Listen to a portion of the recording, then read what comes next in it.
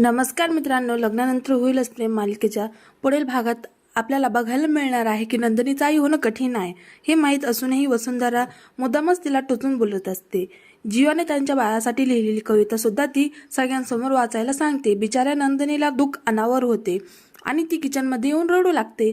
तर दुसरीकडे आता पार्थ सुद्धा जीवाचा कॉन्फिडन्स खाली पडू देत नाही. पार्थ म्हणतो की जीवा, तू अजिबात कसली काळजी करू नकोस. आपण सेकंड ओपिनियन बघूयात. मी एक डॉक्टरांना ओळखतो. तू तिथे नंदिनीला घेऊन जा आणि अजिबात मनाला कसलीही गिल्ट ठेवू नको. तोपर्यंत तुझा दादा तुझ्यासोबत आहे. तुला कसली काळजी करण्याची गरज नाही. तर पार्थच्या बोलण्याने आता जीवाचं मन हलकं झालेलं असते. पण इकडे पार्थ आणि काव्या आता एक खूप मोठा निर्णय घेतात. पार्थ म्हणतो की जर नंदिनी आई होऊ शकत नाही तर ते सरोगसी करू शकतात. त्याचमुळे पार्थ नंदिनीला म्हणतो की तुम्ही मूल दत्तक घ्या किंवा सरोगसी करा. ज्या स्त्रियांना मूल होत नाही ना ते लोक ह्या पर्याय निवडतात. यात चुकीचं असं काही नाही.